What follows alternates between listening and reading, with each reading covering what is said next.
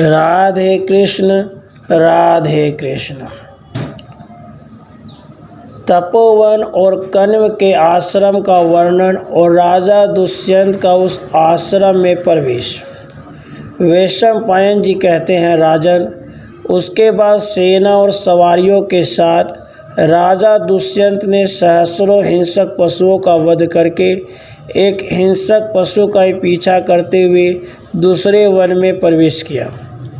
उस समय उत्तम बल से युक्त महाराज दुष्यंत अकेले ही थे तथा भूख, प्यास और थकावट से शिथिल हो रहे थे।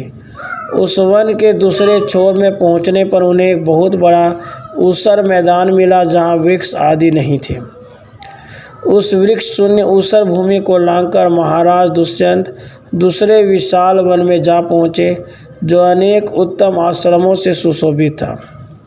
देखने में अत्यंत सुंदर होने के साथ ही वह मन में अद्भुत आनंद उल्लास की सृष्टि कर रहा था। उस वन में शीतल वायु चल रही थी। वहाँ के वृक्ष फूलों से भरे हुए थे और वन में सब और व्याप्त हो उसकी शोभा बढ़ा रहे थे। वहाँ अत्यंत सुखद हरी हरी कोमल घास उगी हुई थी। वह वन बहुत बड़ा था और मीठी बोली बोलने वाले विविध विहंगमों के कलरवों से गूंज रहा था। उसमें कहीं कोकिलों की कुहू कुहू सुन पड़ती थी, कहीं झिंगुरों की झीनी झनकार गूंज रही थी। वहाँ सब और बड़ी बड़ी शाखाओं वाले विशाल वृक्ष अपनी सुखद शीतल छाया किए हुए थे और उन वृक्षों के नीचे सब और भरमर मंडरा रहे थे। इस प्रकार वहाँ सर्वत्र बड़ी भारी शोभा छा रही थी। उस वन में एक भी वृक्ष ऐसा नहीं था जिसमें फूल और फल ना लगे हों और भौरे न बैठे हों। कांटेदार वृक्ष तो वहाँ ढूंढने पर भी नहीं मिलता था। सब और अनेकानेक पक्षी चहक रहे थे। भांति भांति के पुष्प उस वन की अत्यंत शोभा बढ़ा रहे थे। सभी ऋतुओं फूल देने वाले सुखद छायायुक्त वृक्ष वहाँ चारों ओर फैले हुए थे। महान धनुर्धर राजा दुष्यंत ने इस प्रकार मन को मोह लेने वाले उस उत्तम वन में प्रवेश किया। उस समय फूलों से भरी हुई डालियों वाले वृक्ष वायु के झकोरों से हिल हिलकर उनके ऊपर बार बार अद्भुत पुष्प वर्षा करने लगे। वे वृक्ष इतने ऊंचे थे मानो आकाश को छू लेंगे। उन पर बैठे हुए मीठी मीठी बोलने वाले पक्षियों के मधुर शब्द वहाँ गूंज रहे थे। उस वन में पुष्प रूपी विचित्र वस्त्र धारण करने वाले वृक्ष अद्भुत शोभा पा रहे थे। फूलों के भार से झुके हुए उनके कोमल पलवों पर बैठे हुए मधुलोभी भरमर मधुर गुंजार कर रहे थे। राजा दुष्यंत ने वहाँ बहुत से ऐसे रमणीय प्रदेश देखे जो फूलों के ढेर से सुशोभित तथा लता मंडपों से अलंकृत थे। मन की प्रसन्नता को बढ़ाने वाले उन मनोहर प्रदेशों का अवलोकन करके उस समय महातेजस्वी राजा को बड़ा हर्ष हुआ। फूलों से लदे हुए वृक्ष एक दूसरे से अपनी डालियों को सटाकर मानो गले मिल रहे हों। वे गगनचुंबी वृक्ष इंद्र की ध्वजा के समान जान पड़ते थे और उनके कारण उस वन की बड़ी शोभा हो रही थी।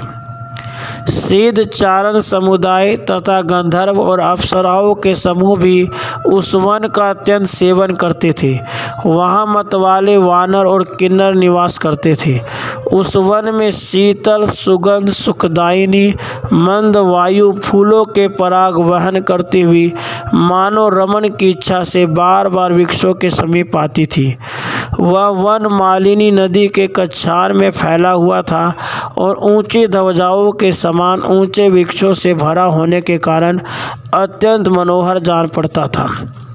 राजा ने इस प्रकार उत्तम गुणों से युक्त उस वन का भली भांति अवलोकन किया। इस प्रकार राजा अभी वन की शोभा देख ही रहे थे कि उनकी दृष्टि एक उत्तम आश्रम पर पड़ी जो अत्यंत रमणीय और मनोरम था। वहाँ बहुत से पक्षी हर्षोल्लास से भरकर चहक रहे थे।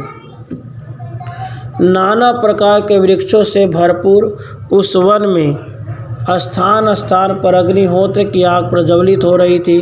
इस प्रकार इस अनुपम आश्रम का श्रीमान दुष्यंत नरेश ने मन ही मन बड़ा सम्मान किया। वहाँ से बहुत से त्यागी विरागी यति बालक्रिय ऋषि तथा अन्य मुनिगण निवास करते थे। अनेक अग्निहोत्र गृह उस आश्रम की शोभा बढ़ा रहे थे। वहाँ इतने फूल झड़कर गिरे थे कि उनके बिछोने से बिछ गए थे। बड़े बड़े तून के वृक्षों से उस आश्रम की शोभा बहुत बढ़ गई थी। राजन, बीच में पुण्य सलीला मालिनी नदी बहती थी, जिसका जल बड़ा ही सुखद तथा स्वादिष्ट था। उसके दोनों तटों पर वह आश्रम फैला हुआ था। मालिनी में अनेक प्रकार के जल पक्षी निवास करते थे तथा तटवर्ती तपोवन के कारण उनकी मनोहरता और बढ़ गई थी। वहाँ विषधर सर्प और हिंसक वन जंतु भी सौम्य भाव से रहते थे। यह सब देखकर राजा को बड़ी प्रसन्नता हुई। श्रीमान दुष्यंत नरेश अप्रतिरथ वीर थे। उस समय उनकी समानता करने वाला भूमंडल में दूसरा कोई रथी योद्धा नहीं था। वे उक्त आश्रम के समीप जा पहुँचे, जो देवताओं के लोक सा प्रतीत होता था। वह आश्रम सब ओर से अत्यंत मनोहर था। राजा ने आश्रम से सटकर बहने वाली पुण्य सलीला मालिनी नदी की ओर भी दृष्टिपात किया, जो वहाँ समस्त प्राणियों की जननी सी विराज रही थी। उसके तट पर चकवा चकई किलोल कर रहे थे। नदी के जल में बहुत से फूल इस प्रकार बह रहे थे मानो फेन हो। उसके तट प्रांत में किन्नरों के निवास स्थान थे। वानर और रीछ भी उस नदी का सेवन करते थे। अनेक सुंदर पुलीन मालिनी की शोभा बढ़ा रहे थे। वेद शास्त्रों के पवित्र स्वाध्याय की ध्वनि से उस सरिता का निकटवर्ती प्रदेश गूंज रहा था। मतवाले हाथी, सिंह और बड़े बड़े सर्प भी मालिनी के तट का आश्रय लेते रहते थे। उसके तट पर ही कश्यप गोत्रीय महात्मा कर्ण्य का वह उत्तम एवं रमणीय आश्रम था। वहाँ महर्षियों के समुदाय निवास करते थे। उस मनोहर आश्रम और आश्रम से सटी हुई नदी को देखकर राजा ने उस समय उसमें प्रवेश करने का विचार किया।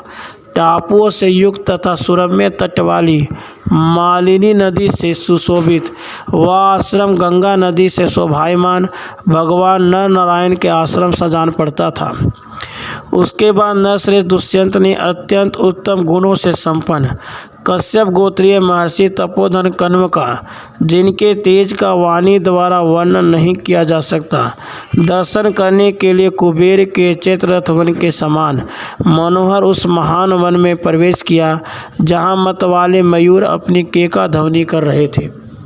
वहाँ पहुंचकर नरेश ने रथ, घोड़े, हाथी और पैदलों से भरी हुई अपनी चतुरंगनी सेना को उस तपोवन के किनारे ठहरा दिया और कहा, सेनापति और सैनिकों, मैं रजोगुण रहित तपस्वी महर्षि कश्यप नंदन कण्व का दर्शन करने के लिए उनके आश्रम में जाऊंगा। जब तक मैं वहां से लौट ना आऊँ, तब तक तुम लोग यहीं ठहरो। इस प्रकार आदेश दे नरेश्वर दुष्यंत ने नंदन वन के समान सुशोभित उस तपोवन में पहुंचकर भूख प्यास को भुला दिया। वहाँ उन्हें बड़ा आनंद मिला। वे नरेश मुकुट आदि राज चिन्हों को हटाकर साधारण वेशभूषा में मंत्रियों और पुरोहित के साथ उस उत्तम आश्रम के भीतर गए। वहाँ वे तपस्या के भंडार अविकारी महर्षि कण्व का दर्शन करना चाहते थे। राजा ने उस आश्रम को देखा मानो दूसरा ब्रह्मलोक हो। नाना प्रकार के पक्षी वहाँ कलरव कर रहे थे। भ्रमरों के गुंजन से सारा आश्रम गूंज रहा था। श्रेष्ठ ऋग्वेदी ब्राह्मण पद और क्रम पूर्वक ऋचाओं का पाठ कर रहे थे। नरश्रेष्ठ दुष्यंत ने अनेक प्रकार के यज्ञ संबंधी कर्मों में पढ़ी जाती वैदिक ऋचाओं को सुना। यज्ञ विद्या और उसके अंगों की जानकारी रखने वाले यजुर्वेदी विद्वान भी आश्रम की शोभा बढ़ा रहे थे। नियम पूर्वक ब्रह्मचर्य का पालन करने वाले सामवेदी महर्षियों द्वारा वहाँ मधुर स्वर से सामवेद का गान किया जा रहा था। मन को संयम में रखकर नियम पूर्वक उत्तम मत का पालन करने वाले सामवेदी और अथर्ववेदी महर्षि मारुण संज्ञक सामवेत्रों के गीत गाते और अथर्ववेद के मंत्रों का उच्चारण करते थे, जिससे उस आश्रम की बड़ी शोभा होती थी। श्रेष्ठ अथर्ववेदीय विद्वान तथा पुग यज्ञ नामक शाम के गायक सामवेदी महर्षि पद और क्रम सहित अपनी अपनी संहिता का पाठ करते थे। दूसरे द्विज वाले शब्द संस्कार से संपन्न थे। वे स्थान, करण और प्रयत्न का ध्यान करते हुए संस्कृत वाक्यों का उच्चारण करते थे।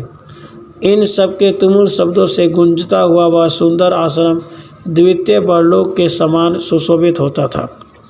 यज्ञवती के रचना के ज्ञाता, कर्म और शिक्षा में कुशल, न्याय के तत्व और आत्म अनुभव से संपन्न, वेदों के पारंगत, परस्पर विरुद्ध प्रतीत होने वाले अनेक वाक्यों की एक वाक्यता करने में कुशल, विभिन्न शाखाओं के गुण विधियों का एक शाखा में उपसंहार करने की कला में निपुण, उपासना आदि विशेष कार्यों के ज्ञाता, मोक्ष धर्म में तत्पर, अपने सिद्धांत की स्थापना करके उसमें शंका उठाकर उसके परिहार पूर्वक उस सिद्धांत के समर्थन में परम प्रवीण, व्याकरण, छंद, निरुक्त, ज्योतिष, शिक्षा, कल्प, वेद के इच्छांगों के विद्वान, पदार्थ, शुभ अशुभ कर्म, सत्व रज तम आदि गुणों को जानने वाले, कार्यकरण के ज्ञाता, पशु पक्षियों की बोली समझने वाले, व्यास ग्रंथ का आश्रय लेकर मंत्रों की व्याख्या करने वाले तथा विभिन्न शास्त्रों के प्रमुख विद्वान वहाँ रहकर जो शब्द उच्चारण कर रहे थे, उन सबको राजा दुष्यंत ने सुना। कुछ लोक रंजन करने वाले लोगों की बातें भी उस आश्रम में चारों ओर सुनाई पड़ती थी।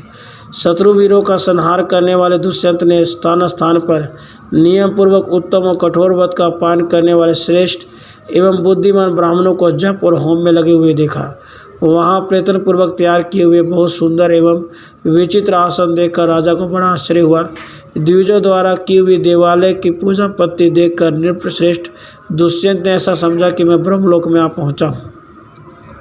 वहाँ श्रेष्ठ और शुभ आश्रम कश्यप नंदन महर्षि कर्म की तपस्या से सुरक्षित तथा तपोवन के उत्तम गुणों से संयुक्त था। राजा उसे देखकर तृप्त नहीं होते थे।